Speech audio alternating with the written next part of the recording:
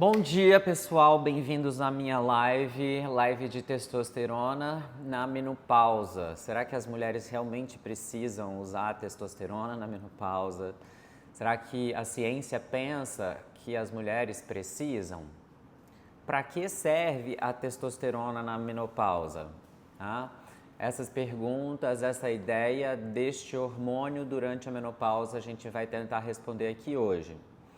Eu quero dizer para vocês que eu já tenho várias perguntas que foram feitas na caixinha de perguntas, mas que todos que desejarem tirar alguma dúvida relacionada ao tema, vocês podem fazendo as perguntas aqui embaixo e ao final da live eu vou responder cada uma delas. Eu tô com a Fabi aqui perto de mim que vai me ajudar e vamos responder a todos vocês, tá bom? Então, bom dia de novo. Tô aqui tomando café da manhã com vocês. Vocês não estão vendo dessa vez o meu café da manhã, mas ele tá aqui, ó. Tá acontecendo, tá? Tô junto com o meu cafezinho preto, pingado. Pessoal, vamos lá. Vamos falar de testosterona na menopausa. Tô vendo que tem algumas mulheres aí entrando. Se vocês quiserem me dizer se vocês já estão na perimenopausa ou na menopausa, se tem alguma de vocês usando testosterona. Nenhum estudo científico aponta que testosterona é um hormônio da menopausa, ponto. Todos os estudos que são realizados consideram reposição hormonal da menopausa como sendo estrogênio e progesterona. Mas por que, doutor? A mulher produz testosterona em locais diferentes além do ovário, tá? 50% da produção de testosterona vem da glândula suprarrenal, que é a mesma que produz, bom dia Fabi, que é a mesma que produz cortisol, adrenalina, DEA, aldosterona. Do mesmo lugar que saem estes hormônios, também sai testosterona. Os outros 50% saem do ovário da mulher, ou seja, quando ela entra na menopausa e os ovários deixam de desempenhar a sua função, viram um maracujazinho de gaveta, ainda existe produção na glândula suprarrenal, então a ciência lava as mãos, mulheres não precisam desse hormônio. Você ainda consegue encontrar médicos que acham que testosterona é um hormônio masculino, gente, isso é um absurdo, tá bom? É um absurdo. Tanto nos homens quanto nas mulheres, o hormônio que mais predomina é a testosterona, ponto. O que eu quero dizer com isso? Predominar significa que a gente está tendo uma quantidade maior daquele hormônio sendo produzida em detrimento das outras. Quando você vai lá no exame laboratorial, se você olhar a medida da testosterona e a medida do estradiol, a razão de grandiosidade da testosterona sobre o estradiol, se eu não me engano, é de 100 para 1000 vezes. Então a mulher tem muito mais testosterona do que estrogênio, ponto. Só que ela tem muito mais estrogênio comparado com o homem, ponto. E aí, o estrogênio e a testosterona muitas vezes competem por um mesmo tipo de receptor. Então, para que a testosterona desempenhe a função dela, ela está ali disputando com o estrogênio. E na mulher, o estrogênio tende a se ligar com mais frequência, tá bom? Então, eu dei aqui uma overview para vocês, tá? Mulheres têm bastante testosterona. Quando foi que começam a diminuir os níveis de testosterona em uma mulher? A partir dos 20 anos. Lá com 20 anos, a mulher, muitas vezes, se não começou a usar anticoncepcional com 15, quando começou a menstruar, ela está fazendo picos de testosterona. E geralmente o pico no ciclo acontece depois da ovulação. É o corpo falando assim, olha, você ovulou, aumenta teu desejo sexual, vai lá, tem uma relação sexual para que a gente ganhe um bebê, tá? É o corpo se preparando. Nesta fase da vida da mulher aos 20 anos, ela ainda tem um desejo sexual muito ativo, tá? Ela corre atrás. ela às vezes que inicia a relação sexual e isso vai se modificando a partir, né, à medida que os anos vão passando na vida da mulher. Até que a relação sexual da mulher perimenopáusica é bem diferente, tá? Então lá tem pico de testosterona. E quando ela chega aos 40 anos, a gente já tem 50% menos testosterona do que quando ela tinha 20 anos. Então esse hormônio declina sim, tá? E esse declínio é independente da menopausa, é um declínio natural, é o evento envelhecimento, a doença envelhecimento, fazendo com que a mulher diminua a sua própria comunicação intercelular, que é feita através de hormônios, tá bom? Então, naturalmente, a gente já vê esse declínio acontecendo. Aí, nessas viagens de Harvard aí que eu vou, tem uma médica, ela está bem relevante no cenário agora, chama Rachel Rubin. Ela estava lá no Senado americano defendendo a utilização de estrogênio, de testosterona na vida da mulher. E ela fala assim, ó, se o homem passasse por um evento parecido com a menopausa, em que o pênis dele, em poucos meses, ficasse ressecado, murcho e não conseguisse mais ter uma ereção, a gente já teria uma vacina para menopausa masculina, tá? E aí, mulheres, vocês concordam com isso? Eu concordo, tá? Por que que eu concordo? A ciência, ela é um pouco sexista, tá? A quantidade de estudos científicos realizados em homens é muito maior do que os realizados em mulher. Muitíssimo maior, tá? A escala é de 20 para 1. A Laila concordou comigo. Falou tudo. É isso. A mulherada sofre. É o chamado preconceito científico, gente. Isso acontece. Danilo, a andropausa é muito mais gradual do que a menopausa. A gente não passa por nada parecido com o que a mulher passa. O drama delas é um pouco maior do que o nosso, tá? Então, se você for olhar na literatura, a gente tem 20 vezes mais estudos com homens do que com mulheres. Então, a mulher ainda é subentendida pela ciência, subentendida porque ela é subestudada, tá bem?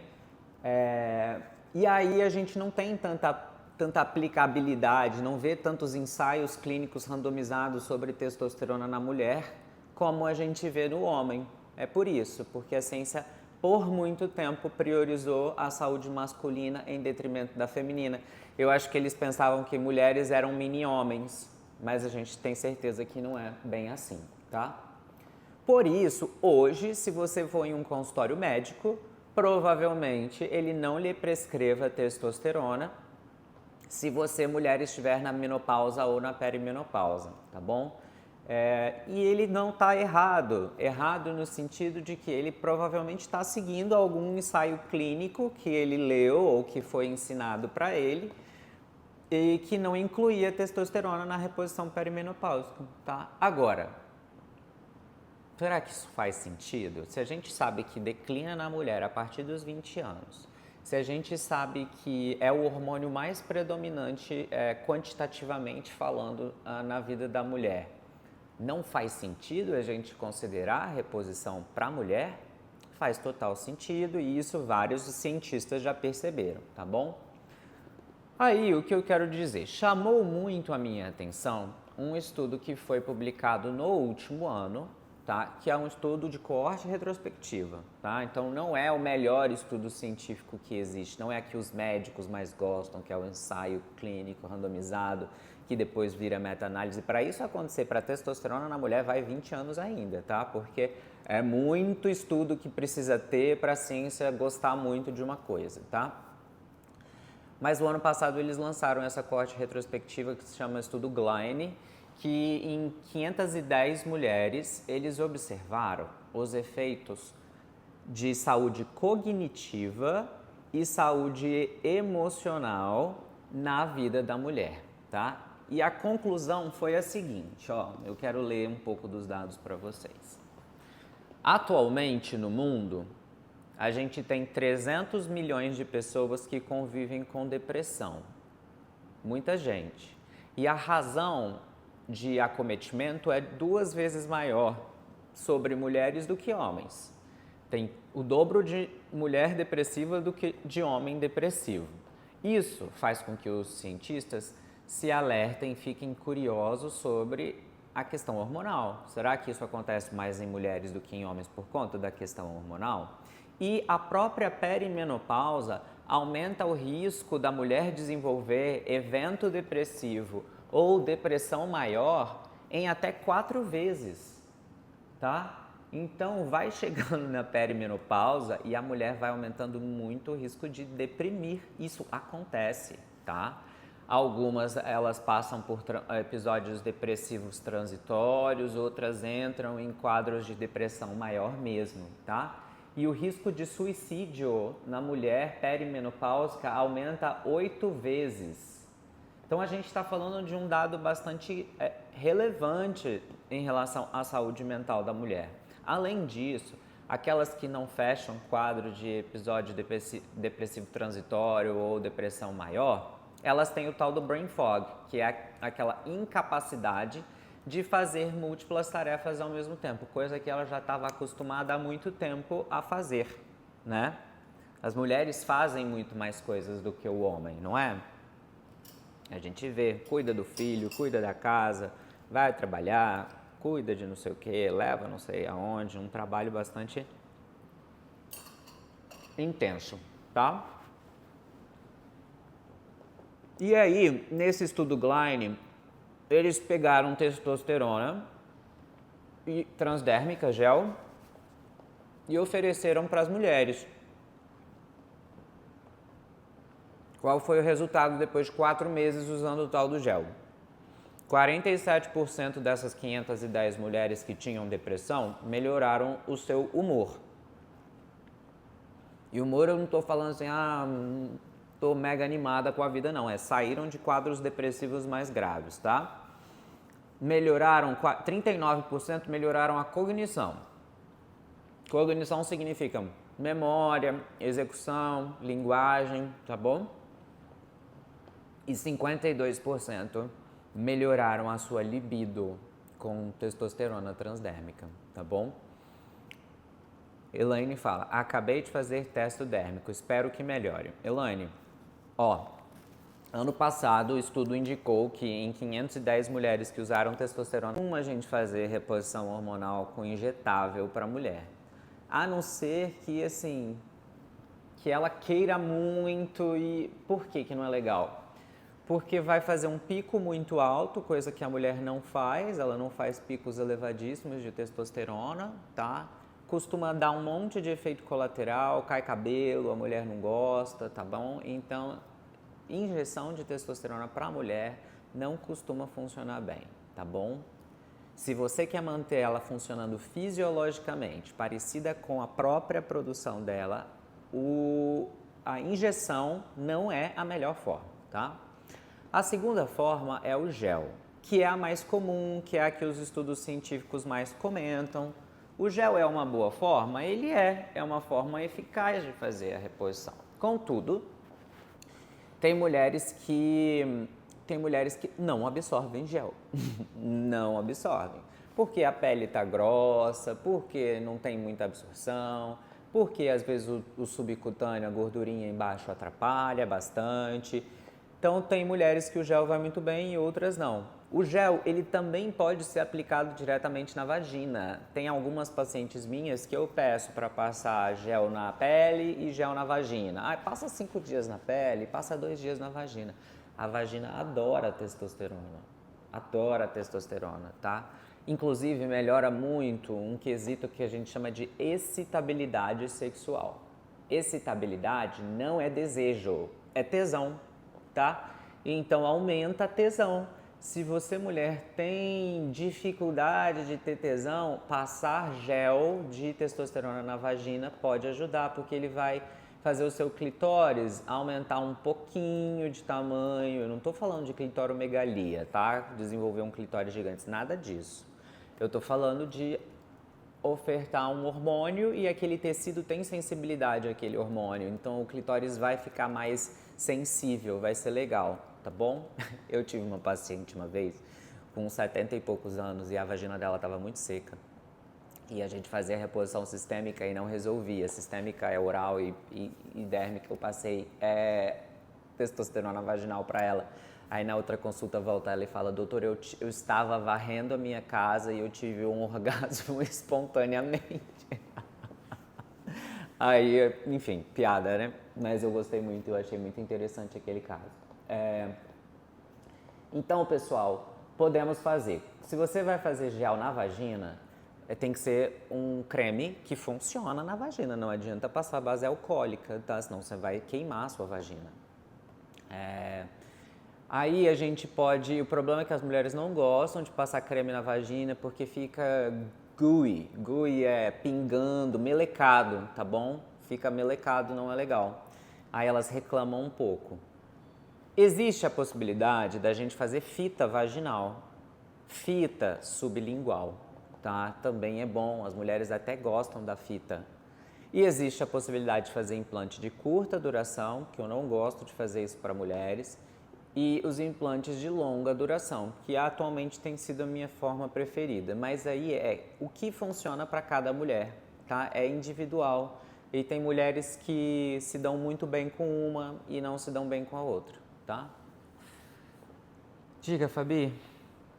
Gui, eu uso testosterona no mesmo pump com estradiol e progesterona. Dá o mesmo efeito? Então, essa paciente disse assim, essa espectadora disse assim: eu uso a testosterona no mesmo pump, mesmo gelzinho que estrogênio e progesterona. Essa não é uma forma errada de fazer reposição, tá? Não estou falando que está errado. Mas não é a melhor forma, no meu ver. Se esse médico prescreveu assim, é porque às vezes essa paciente não tem facilidade de aplicar o gel, né? Aí ele coloca tudo no mesmo lugar e garante que em uma passadinha ela aplicou tudo. Mas eu não gosto muito dessa forma. Por quê? Primeiro, cientificamente a gente sabe que progesterona pela boca é melhor. Os dados de proteção endometrial são muito melhores com progesterona por via oral. O Trogestan, Juno. Eu costumo manipular muito progesterona também, porque progesterona dá muita sensibilidade na mulher. Tem mulheres que não toleram progesterona muito bem, tem mulheres que deprimem, tem mulheres que ficam suicidas com progesterona. Eu já tive duas, tá? Aí a gente precisa trocar, não dá pra passar testosterona oral pra ela, a gente tem que pensar de outra forma. Tá vendo como é que é muito individual, né? Eu acabei me perdendo. O gelzinho, tá? Então eu não gosto de passar progesterona via transdérmica, eu prefiro oral, só gosto da transdérmica se não funcionou oral, tá? Testosterona, e a progesterona toma à noite antes de dormir, porque ela pode estimular seu centro GABA, que é quem relaxa, quem diminui irritabilidade, quem diminui insônia. Quando a mulher chega no consultório falando assim, olha, eu tô brigando com todo mundo, eu tô muito irritada, nananã, eu sei que tá faltando progesterona. É ela me falando assim, eu estou deficiente de progesterona, tá? O estradiol, ele geralmente é gel mesmo, tá? O gel é ótimo para fazer reposição de estradiol. A gente geralmente passa ele à noite também. Eu posso passar de manhã? Pode. É um problema passar de manhã? Não. Melhor a que horas? Melhor é à noite, tá? Ok. E aí, o transdérmico é a forma que a gente sabe que não vai aumentar risco de evento cardiovascular, é a forma que a gente sabe que vai ser eficiente para aquela mulher, tá? O grande cuidado com o estrogênio é ter certeza que ele chegou na concentração certa no seu sangue para você ter o resultado de proteção óssea e proteção cardiovascular, que significa superior a 60. É bastante coisa, é muita coisa, tá? Aí, às vezes, a mulher começa a sangrar de novo, que é comum, né? Aí fica chateada com a gente porque tá sangrando de novo e não queria sangrar, mas é a adaptação. A gente vai ter que descobrir um novo equilíbrio dela. Ok. E a testosterona, a gente prefere que passe de manhã cedo. Então o gelzinho, tudo em um, ele tira um pouco da beleza da reposição hormonal, assim, fica simplificado demais. Mas tem mulheres que funcionam no simplificado demais. Vamos dar beleza, camada, textura para essa reposição, fazendo o negócio ficar mais bonito? Aí eu separo, tá? Progesterona por via oral, à noite. Estrogênio por via transdérmica, preferencialmente à noite, pode ser de manhã também. E testosterona transdérmica, etc, por via pela manhã, tá bom? Então é assim que eu gosto de fazer. Mas cada caso é um caso, tá? Tem gente que não toma nada pela boca, tem gente que detesta passar creminho, cada um tem a sua peculiaridade. Fala, Fabi. Doutor, fala um pouco, por favor, sobre reposição de testosterona subcutânea. Tá, testosterona subcutânea. Eu tô entendendo como subcutânea ou implante subcutâneo, tá bom? Vamos lá. Isso é polêmica também. Nos Estados Unidos não existe implante subcutâneo para mulheres. Não tem. Quando a gente vai para lá, a gente ouve alguns professores lá falando mal de implante para mulher. Mas eles falam mal porque lá não é produto FDA approved, tá? Não tem aprovação para FDA para mulheres, tem para homens, tá? Para homens tem, inclusive é a única forma que mantém níveis robustas e estáveis de testosterona. Na minha opinião, é uma das melhores formas de fazer reposição de testosterona para homens, tá? Para mulheres, aqui no Brasil a gente pode utilizar, tá? A gente tem produtos aprovados aí pela Anvisa, tá tudo bem, cada país tem a sua individualidade, levando em consideração política, econômica, etc, tá bom? Tem mulheres que se adaptam muito bem ao implante, tá? Assim, não é uma via que eu desgosto, não. É a primeira via? Não costuma ser, tá? Aliás, colocar um implante de cara sem fazer nenhum teste na mulher costuma ser complicado, né? Porque se ela não testou aquele hormônio, não sabe como o corpo vai receber, não sabe qual vai ser uma dosagem legal, uma concentração legal para ela, pode ser que ela entre num desfecho de efeito colateral indesejado e aí ela fique ali 5 meses, no mínimo, com aquele efeito colateral indesejado, tá? Então, o implante, ele pode ser uma via legal para a mulher, não gosto que seja a primeira via, ela é uma via a ser considerada futuramente, quando a paciente deseja, ou quando as outras formas de fazer reposição falharam, ou a mulher não conseguiu manter o ritmo dela com aquele outro hormônio, que acontece também, tá? Fazer reposição hormonal mais ou menos não funciona. Passo o gelzinho 3 vezes por semana e não passo 4, não vai estar protegida. Viajo muito e esqueço de levar o gelzinho, que vai parar na alfândega, não vai funcionar para aquela mulher. Tomo 2 meses e paro 2 meses, não vai funcionar. Então a gente precisa que a mulher tenha regularidade, porque os sintomas que a mulher desenvolve na perimenopausa especialmente são atribuídos à grande variabilidade hormonal. Sobe, desce, sobe, desce, sobe e desce. É aqui, ó, sintoma, sintoma, sintoma, sintoma. Sintoma do excesso, sintoma da falta. Sintoma do excesso, sintoma da falta. É uma montanha-russa, tá? Então, pra gente faz sentido estabilidade. E aí, quem entrega excelente estabilidade no estrogênio é o implante silástico e o adesivo cutâneo, tá? O System e o Estradote, tá? Eu gosto muito desses adesivos, só que no Brasil a gente tem alguma restrição. Nos Estados Unidos eles têm várias gramaturas do hormônio, 100, 75, 50, 37,5, 25, no Brasil não tem. No Brasil é 100, 50, 25. Aí quando eu quero prescrever uma dose intermediária para a mulher, não quero nem 50 e nem 25, eu faço o quê?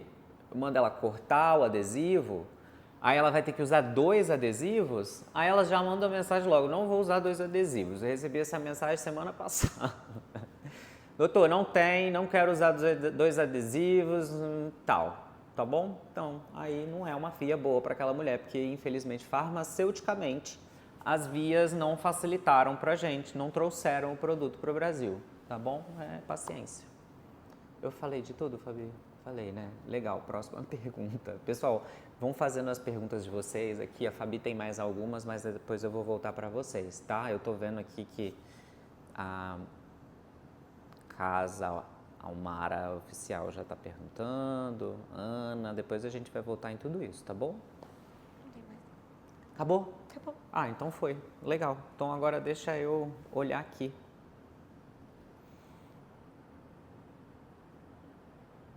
Tô vendo que tem alguns pacientes meus aqui, algumas mulheres fazendo reposição já comigo. Doutora Fabiana, oftalmo. Gostaria de fazer consulta online com você. Doutora, você pode me mandar uma mensagem no direct, tá bom? Lá a minha equipe vai entrar em contato com você, explicando todos os detalhes. Eu atendo online para o Brasil e para o mundo, na Suíça, na Inglaterra, em Portugal, nos Estados Unidos. Eu já tive paciente da China já, em Macau, tá? Quando a gente faz online para fora do Brasil, a gente tem alguma dificuldade com exames e com prescrição. Mas sendo online no Brasil, tranquilíssimo, tá? Tranquilíssimo. Doutora, Fabiana perguntando, você faz avaliação de como estão os níveis hormonais na mulher antes e durante a reposição hormonal pós-menopausa na mulher? Com certeza. Depois que a gente começa a fazer reposição hormonal de menopausa, e a gente entende que os exames laboratoriais que são feitos por eletroquimiluminescência, que é uma técnica barata, tá? O plano de saúde paga pra gente aquilo que é barato. Tá? O que é barato é necessariamente bom? Difícil, tá bom? Depois que a mulher já está em algum tempo em reposição hormonal, além de sintomas, eu preciso checar a questão hormonal de maneira precisa. Aí a gente faz exames de precisão. Como que funciona isso? Ela urina e eu vou estudar todos os metabólitos hormonais urinários daquela mulher para entender se ela tem uma boa metabolização e concentração daqueles hormônios no corpo dela. Quais são os problemas que a gente costuma encontrar? Mulheres que o estrogênio é metabolizado extensamente a uma via tóxica de estrona, chama-se 4-hidroxiestrona. Se a mulher tem excesso inflamatório e sensibilidade genética, porque ela tem alteração em um mecanismo de CYP, que é aquela citocromo-oxidase, a gente tem que ajudar aquela mulher a trocar a via de metabolização dela, ou reduzindo o estrogênio, ou reduzindo medicamentos e suplementos que possam estar competindo com aquele mesmo sistema de detoxificação via CYP, ou reduzindo e utilizando medicações ou suplementos que ajudam nessa via de metabolização. E mulheres, o estrogênio de vocês, ela tem uma metabolização extensa pelo seu intestino, tá? Extensa. Se o intestino está inflamado, isso é um termo genérico para a gente descrever disbiose, inflamação intestinal, a mulher fica com muita dificuldade de tirar aquele estrogênio do corpo, a gente chama de estroboloma intestinal, e aí começam a surgir doenças pela má metabolização do estrogênio. Aí você vai no exame de sangue e o estrogênio da mulher é normal, quer dizer, não é ali que é o problema. Aí você vai e descobre que o problema é a metabolização intestinal do estrogênio, que não está legal. Um outro tecido que adora metabolizar estrogênio e que falha muitas vezes é a gordura, aí vira lipedema, tá? Então a gente tem falha de metabolização de estrogênio intestinal, tá bom? Então, sem tratar intestino, eu pioro a tua reposição hormonal, entendeu? Então precisa tratar intestino também, tá? Elaine Crisbal. Acabei de fazer teste dérmico, espero que melhore. Eu também espero, tá? Significa? Significa. Doutora Fabiana, oftalmo. Brain fog. Como melhorar esse sintoma? É complexo, tá? A gente conseguir já deixar diminuir a variabilidade hormonal já ajuda muito. tá, doutora? Então, é importante diminuir esses sobes e desces aí da menopausa. Mas existem múltiplos outros fatores que podem estar contribuindo para brain fog, tá? Deficiência é pouco sono, sono de má qualidade, come muito antes de dormir, então o cérebro não descansa. Às vezes, um excesso de oxidação cerebral, eu geralmente vou para esse lado de um cérebro extremamente oxidativo também, tá? Aí tem que fazer antioxidante cerebral. Eu gosto muito de fazer a glutationa via inalatória, tá? Eu pego glutationa, compro, ou você pode pegar a N-acetilcisteína da farmácia, um polinha, R$5 e inalar, tá bom? Ele já vai ajudar a aumentar a concentração de glutationa cerebral via bulbo olfatório, tá, doutora? A Laila, maravilhoso, obrigado, Laila. Elaine, uhul. Além disso, estou com estradiol. Eita mulherada forte. A mulherada sofre, tá? Sofre mesmo. A gente pega cada drama aqui no consultório por conta da menopausa, gente. É tipo assim, às vezes vem a família junto. Tipo, o marido já tá desesperado, não sabe mais o que fazer. Graças a Deus que a gente está vivendo esse momento de libertação na sociedade, onde as mulheres estão tendo mais orientação em relação à reposição. A gente está finalizando a era perdida, que a medicina chama. Aquelas mulheres que faziam reposição hormonal e que tiveram que parar por conta daquele estudo de 2001, ou aquelas que deixaram de receber reposição hormonal porque tinha aquele grande medo, tá bom? A Mônica, a testa é incrível, minha dúvida é sobre como encontrar o equilíbrio para evitar efeitos adversos como a queda de cabelo ou qualquer outro efeito androgênico indesejado, tá? Mônica, uma das formas é a gente entender a metabolização hormonal, tá bom? É a gente ver como você está metabolizando aqueles hormônios que eu prescrevo, tá? Entender quanto de androgênico tem concentrado, entender se aquela dose está sendo efetiva para você por mais tempo, porque o sangue ele pega um raio-x muito pequenininho, tá bom? 3, 4 horas ali. Ele é incrível, mulheres façam consulta com eles. A Paty é minha paciente já tem uns 2 anos, a vida dela se transformou completamente. Parabéns, Paty. Ela é protagonista, tá? Eu ajudei ela ali. A Laila, tenho 38 anos, mas já sinto muita queda de libido e estou em FIV. Será que seria legal iniciar já, mesmo em dose baixa, outros hormônios? Tá. Laila, o que eu vou te dizer sobre isso? Quando a mulher está transicionando para a menopausa, você ali 38 pode estar já transicionando, geralmente pode começar aos 35. E a gente começa algum nível de reposição, isso dá uma... Pensa que você pega um maracujá que está começando a secar lá na gaveta e joga uma aguinha nele, põe ele ali pro lado de fora para dar uma respirada, o seu ovário dá uma respirada melhor. Os hormônios, eles servem como uma espécie de um grande hidratante, tá? Isso é uma forma muito simplificada de ver, mas Deu uma pausa aqui por conta da conectividade. Desculpa, a minha internet oscilou, tá? Mas quando você coloca um pouco de estradiol e de progesterona... Putz, está falhando, eu vou tirar aqui.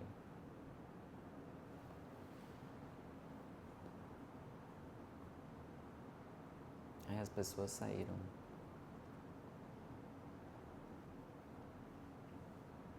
O que aconteceu? Tá reconectando a internet aqui. Desculpa, pessoal, a minha internet oscilou, tá? Mas respondendo a pergunta da Laila. Nessa fase, se a gente começa já a fazer uma reposição, o seu ovário volta a funcionar muito bem, tá? Agora, você em FIV vai precisar conversar com a sua fertileuta. Eu normalmente mantenho uma dose baixa de progesterona, tá? 50 miligramas, porque ela ajuda na gestação. Mas aí tem que entender o trabalho conjunto com o fertileuta. Doutor, eu tenho 64 anos e comecei a repor agora. É o gel manipulado que você diz. Legal, Mari. Pode fazer com gel. Funciona muito bem para muitas mulheres, tá bom? Manda ver. Doutora Roberta. Legal. Boa. Pessoal, mandem as dúvidas, mandem, tá? Estamos prestes a terminar a live aí. A Casa Almari. Tenho alergia à testosterona por tudo? Nossa, que interessante, ó.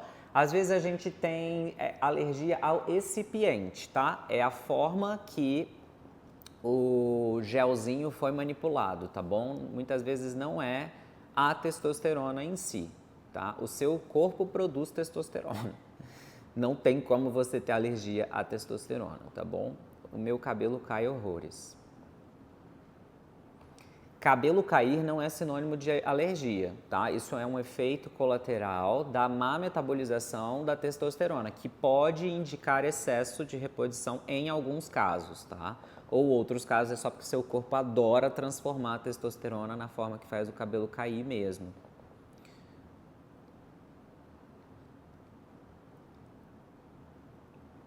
Ah, Mari, doutor, eu sinto uma agitação no meu corpo, isso é normal? Eu uso o gel.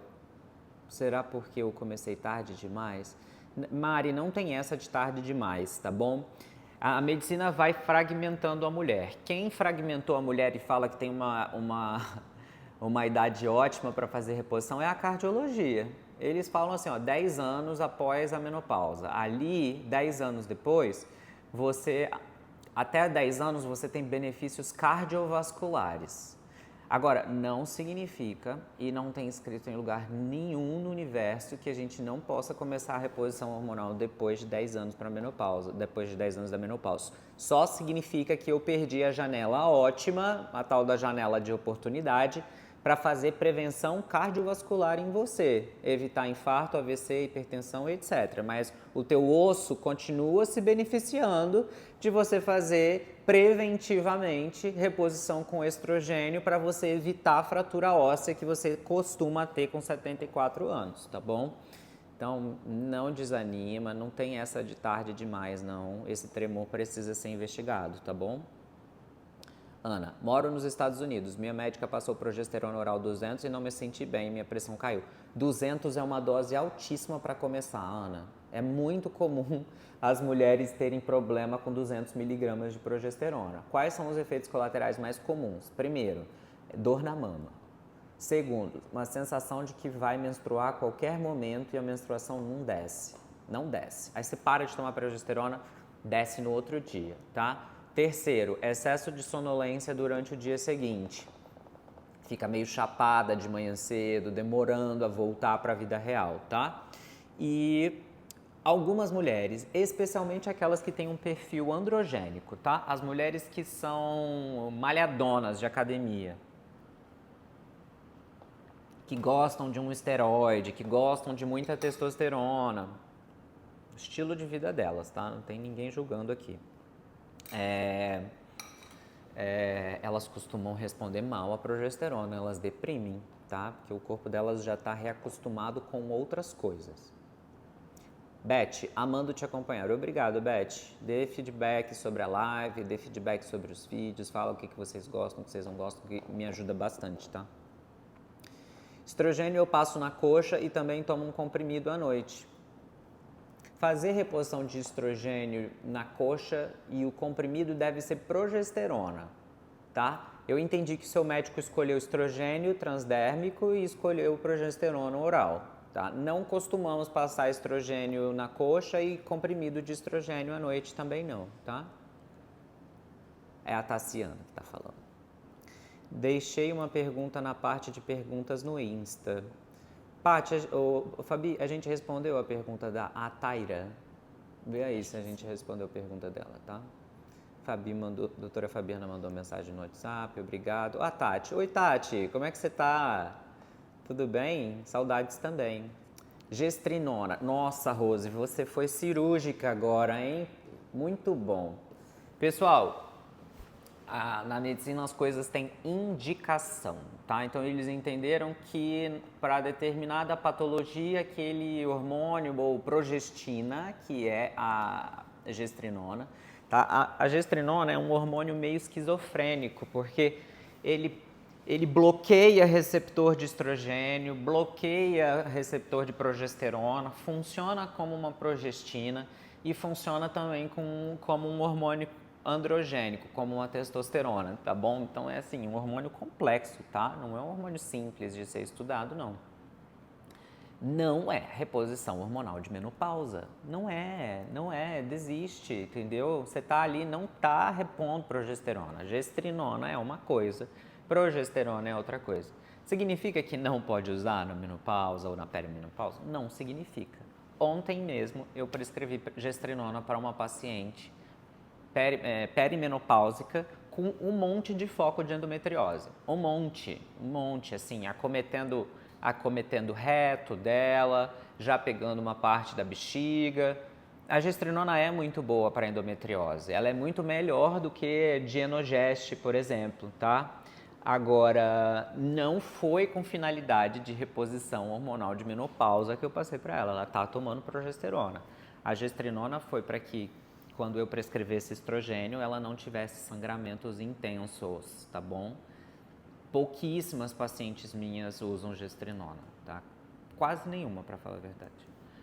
Luana, perimenopausa e estou tendo muita dificuldade para pegar no sono.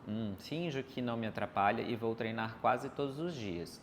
Isso tem como resolver? Sim. Luana, costumeiramente, esse problema de insônia que você tem é relacionado à deficiência de progesterona, tá? Agora, não esquece de fazer uma higiene do sono, é muito importante, tá? Óculos amarelo, tomar melatonina na hora do pôr do sol, ver a sua progesterona. A progesterona é o segundo hormônio que declina. Primeiro é testo, depois é progesterona, tá? É comum eu regular o sono da mulher, regular a reposição de progesterona pelo sono. Quando ela me fala que o sono dela tá maravilhoso, aí eu sei que a dose de progesterona tá certa, tá bom? E tem mulheres que se transformam com a progesterona, tá? Doutora Bruna, saudades, eu vi um vídeo seu esses dias sobre retração gengival, já pensei em marcar consulta, tá? Eu até comprei uma escova de dente lá que você falou. Escova de dente interdental, comprei, tô usando. É difícil usar aquilo, não é fácil não. Doutora Fabiana, como ajustar desbiose intestinal? Quem descobrir isso vai ganhar o Nobel da Medicina, tá? Não tenha dúvida. Não é simples, é bastante complexo, porque a gente está falando de emoção, compulsão, hábito alimentar, hábito social. A gente está mexendo num sistema muito complexo, doutora. Pasme, os pacientes em microdose de Monjaro têm melhorado bastante. O que eu penso sobre isso? Essa é a minha opinião, isso é não científico, tá? A gente come demais. Come demais. A gente nunca teve uma sociedade que tivesse tanta comida e tanta porcaria pra gente comer. E aí a gente come demais e isso dá desbiose. Aí vem um monjaro que dá uma segurada no apetite das pessoas e aí a desbiose vai embora, entendeu? Então, assim, este é o meu viés. E, assim, tem muitos outros médicos observando isso também. A princípio, a gente achou que fosse piorar desbiose intestinal. E no fim das contas está melhorando para alguns pacientes. Tem pacientes que respondem muito bem, que aquela distensão abdominal toda vai embora, tá? Aquela barriga estufada. Eu não estou falando de gordura, eu estou falando de estufamento, melhora, tá? Mônica, esse é o Dutch Test? É o Dutch Test. É necessário fazer ou somente uma vez é suficiente? Mônica, talvez uma vez por ano, tá? Porque a sua menopausa vai evoluindo, o seu corpo vai mudando. De um ano para o outro, você muda a composição corporal, você muda gordura, músculo, massa óssea, muda intestino.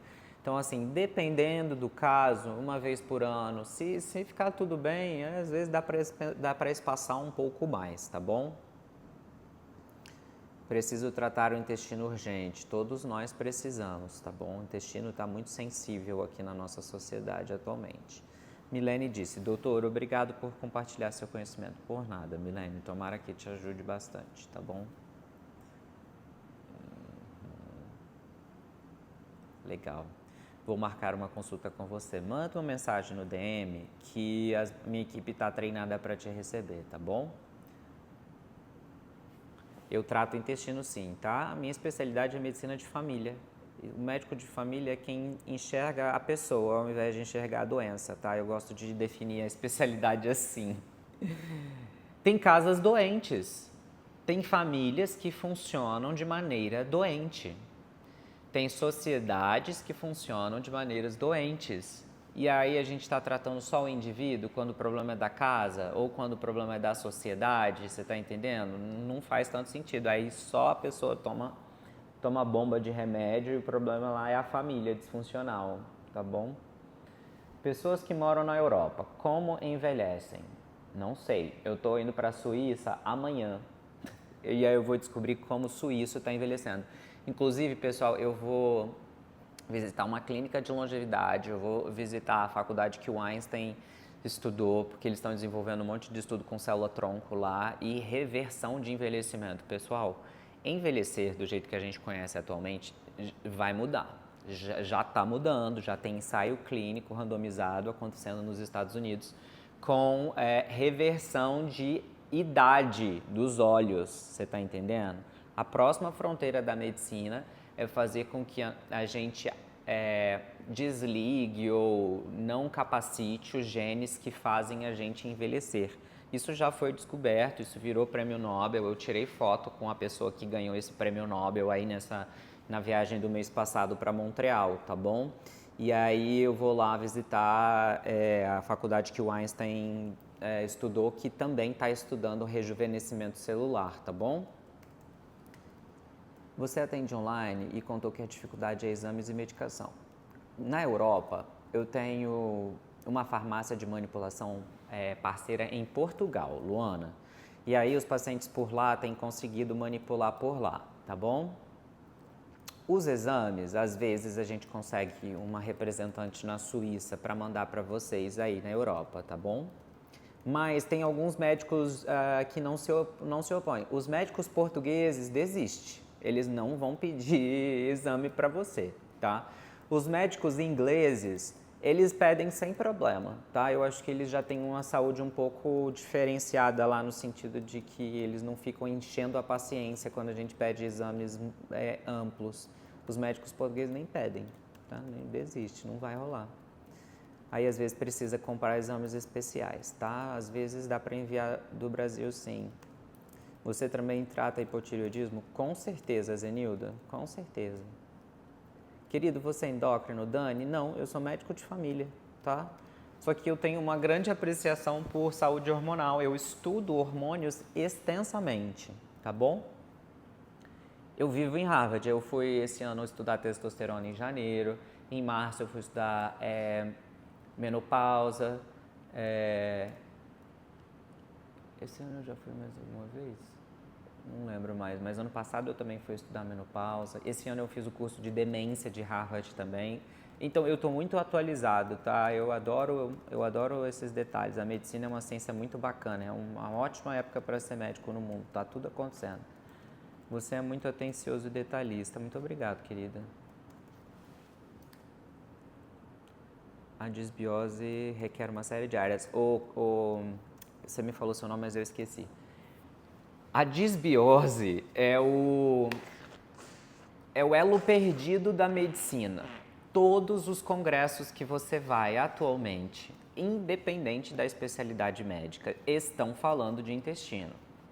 Todos os médicos e todas as especialidades agora já estão tratando obesidade, tá? Então, a medicina começou a prestar atenção nisso agora, coisa que a medicina tradicional chinesa já sabia há mais de 2.000 anos, coisa que a Ayurveda já sabia há mais de 3.000 anos, tá bom? Então, agora a medicina nossa aqui, essa medicina de 150 anos, arrogante, está começando a dar uma abertura para o intestino, tá bom? Mas não tem certeza que muita coisa começa e termina por ali.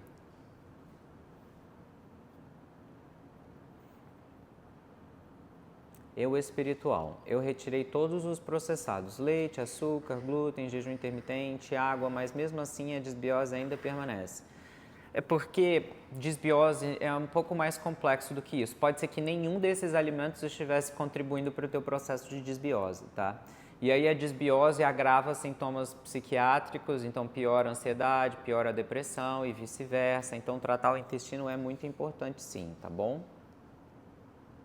Quero marcar consulta com você. Você está no Rio ou em São Paulo? Eu estou em São Paulo, tá? No Rio de Janeiro, eu só vou passear. Minha sogra mora lá, tá bom? Adoro ir no Rio de Janeiro, inclusive. Só que eu morro de medo de pegar a Avenida Brasil. Eu sempre passo com medo lá. Estou com todos os exames na mão. Maravilha. Manda mensagem. Marie. Marie maravilhosa. Eu nunca vi alguém malhar tanto igual a Marie, gente. A menina tá com uma força gigantesca. Olha, passe pela Holanda também. Eu só vou para a Suíça. Eu agora, dessa vez, eu sou aquele tipo de viajante que menos é mais. Eu faço quase nada, entendeu? Eu deixo acontecer. Que maravilhoso, quero acompanhar a viagem. Bora, bora, bora. Começa amanhã. Tô pegando voo amanhã 1h, tá? Doutor, como médico de família trata a parte endocrinológica? Sim. Gente, o médico de família, ele resolve 70% dos problemas da população, ponto. Aquilo que tem muita complexidade, a gente precisa de uma opinião especialista, tá bom? Mas o médico de família tem capacidade para fazer muita coisa, muita coisa. Até parto no interior do Brasil, o médico de família faz. Não estou falando que é uma atribuição do médico de família, tá? Mas acontece. Fiquei super curiosa para entender esse estudo de família. Super interessante e a melhor forma... Eu atendo algumas famílias, tá? Eu vou à casa de alguns pacientes específicos. Alessandra, não sei qual é o nome da farmácia. As minhas secretárias podem te orientar, tá bom? A Patrícia disse, tô na pré-menopausa e a médica do SUS não pediu o exame de hormônio e receitou glicina 50 miligramas. Não entendi, tá? Glicina é um aminoácido, é bom, ajuda várias coisas, mas menopausa não, tá? A Marie se transformou também, tá? Se transformou. Maria Diane, oi Diane. Vem pro Rio pelo Santos Dumont, daí você precisa, costumo ir de carro, tá? Aí eu fico com mais mobilidade aí no Rio. Minha ferritina tá 11, menina. Você precisa de repor esse ferro e entender por que você está perdendo o ferro, tá bom? Um dos sintomas da anemia ferropriva é o desânimo, é a fraqueza, é o cansaço, que agravam sintomas depressivos ou causam uma percepção de depressão, tá bom? Mas aí não é depressão, é deficiência nutricional. Médico de família atende criança assim, de 0 a 100 anos o médico de família atende, tá bom? Todos os países têm a base do médico de família, tá? A mesma coisa nos Estados Unidos, a mesma coisa em Portugal, a mesma coisa na Inglaterra, a mesma coisa no Brasil. Só que aqui no Brasil o médico de família está muito restrito ao atendimento no SUS, né? Aí, às vezes, eles não têm muita ferramenta. Bom, pessoal, revisei tudo com vocês, tá? Deu aqui nossa 1h de live. Eu mal comi o meu café da manhã, então eu agora vou tomar meu café da manhã. E na próxima semana eu não vou conseguir fazer live, ou talvez eu faça a live na Suíça, tá? Vou ver, vou entender se a gente consegue fazer isso. Talvez eu faça lá no alto do Alpe suíço, para vocês passarem frio comigo. Mas a gente tenta se ver sim na próxima semana, né, ou na outra, e a gente vai conversando mais sobre menopausa. Eu entendi que vocês têm bastante demanda, tá bom? Um abraço para vocês, obrigado pela... surgindo duas aí, rapidinho vou responder. Queda de cabelo, me ajuda por favor. Gente, o tal da queda de cabelo é complexo, tá? Não é uma coisa não. São fatores nutricionais, são fatores hormonais, são fatores psíquicos, são fatores autoimunes, tem bastante coisa envolvida. Por nada, Mônica, um beijão pra você. Comecei a comer fígado e sardinha, resolveu o ferro. Fígado ajuda muito. Doutor, tô fazendo muito xixi durante a noite. O que devo fazer? Vou umas 3 vezes. Uma das questões de transição de menopausa é fazer muito xixi à noite. Outra coisa do xixi à noite é a apneia obstrutiva do sono. Você tem que ver se você está não respirando. Pati, boa viagem, doutor. Obrigado, Pati. exames detectou perdas de sangue pela urina. Tem que investigar então, tá bom? Um abraço, pessoal. Tchau, tchau.